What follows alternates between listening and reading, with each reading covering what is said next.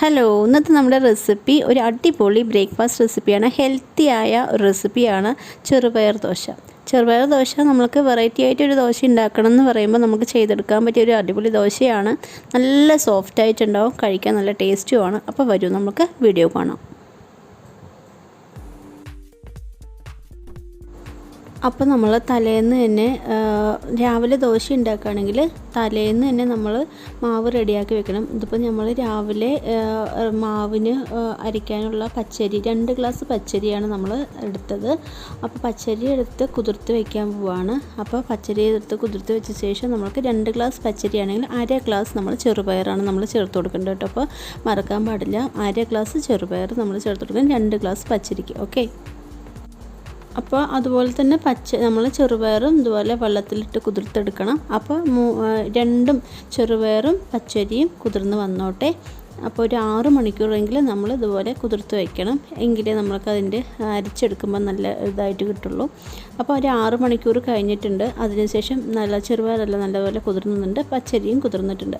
അപ്പോൾ നമ്മൾ ഇതെല്ലാം കൂടെ ഒന്ന് അരച്ചെടുക്കാം. അപ്പോൾ അതിനോടൊപ്പം തന്നെ നമ്മൾ 1 കപ്പ് അളവിന് ചോറും കൂടെ ചേർത്ത് കൊടുത്തിട്ട് വേണം അരയ്ക്കാനായിട്ട്.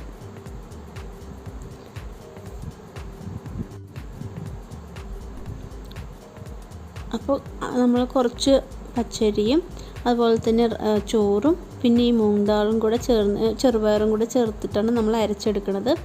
അരച്ചെടുക്കുന്ന സമയത്ത് കുറച്ച് ഈസ്റ്റ് കൂടെ ചേർത്ത് വേണം നമ്മൾ അരച്ചെടുക്കുക. ഈസ്റ്റ് ഇടാൻ ഇഷ്ടമില്ലെങ്കിൽ ഇടേണ്ട ആവശ്യമില്ല, ഇടാതെ ഉണ്ടാക്കുക. പക്ഷേ കുറച്ച് നല്ല സോഫ്റ്റ് വേണമെങ്കിൽ നമ്മൾ ഈസ്റ്റും കൂടെ ചേർത്ത് വേണം നമ്മളൊന്ന് അരച്ചെടുക്കാനായിട്ട്.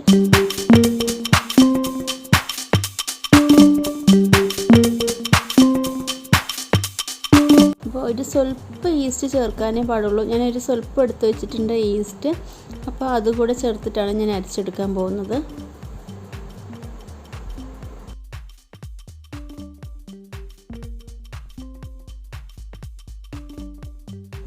ഈസ്റ്റിൻ്റെ പോർഷൻ നമ്മൾക്ക് വേണമെങ്കിൽ സ്കിപ്പ് ചെയ്യാം കേട്ടോ, അത് ഓപ്ഷനിലാണ്.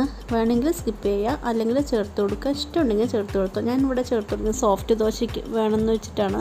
അപ്പോൾ നമ്മൾ മാവെല്ലാം അരച്ചെടുത്തിട്ടുണ്ട്. ഇനി ഇതിലേക്ക് ആവശ്യത്തിന് ഉപ്പും കൂടെ ചേർത്ത് കൊടുത്ത് നന്നായിട്ടൊന്ന് മിക്സ് ചെയ്ത ശേഷം നമ്മൾ ഇത് വൈകുന്നേരമാണ് ഞാൻ ചെയ്യുന്നത്. ഇനി രാവിലെയാണ് നമ്മൾ ഈ ദോശ ഒഴിക്കാൻ പോകുന്നത് കേട്ടോ. അപ്പോൾ വൈകുന്നേരം കുറച്ച് ഉപ്പും കൂടെ ചേർത്ത് നമ്മൾ ആസ് യൂഷ്വൽ ദോശ മാവെല്ലാം ബാറ്ററെല്ലാം ശരിയാക്കണ പോലെ ഉപ്പ് കൂടെ ചേർത്ത് നമ്മൾ ഒന്ന് റെസ്റ്റ് ചെയ്യാൻ വയ്ക്കും. എന്നിട്ട് രാവിലെ ദോശ ഒഴിക്കാം.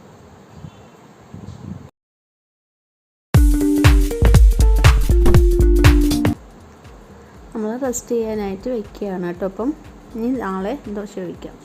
ഇപ്പോൾ രാവിലെ ആയി, നല്ലപോലെ മാവ് പൊന്തി വന്നിട്ടുണ്ട്, നന്നായിട്ട് തന്നെ മാവ് സെറ്റായിട്ടുണ്ട്.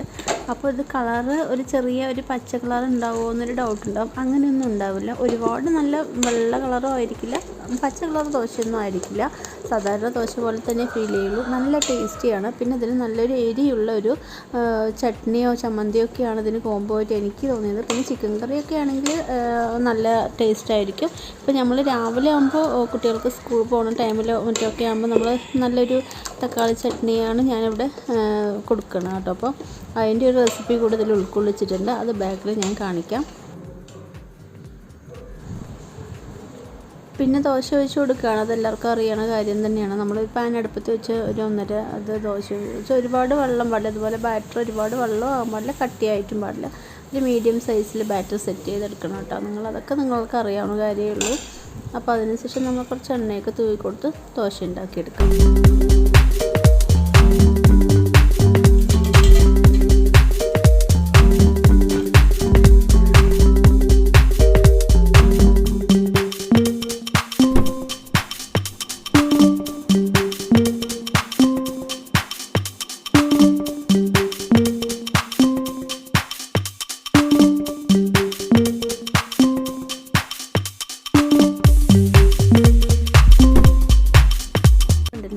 ദോശ നല്ല മൊരിഞ്ഞ് നല്ല അടിപൊളിയായിട്ട് നമ്മുടെ സോഫ്റ്റ് ദോശയായിട്ട് തന്നെ നമുക്ക് കിട്ടിയിട്ടുണ്ട്.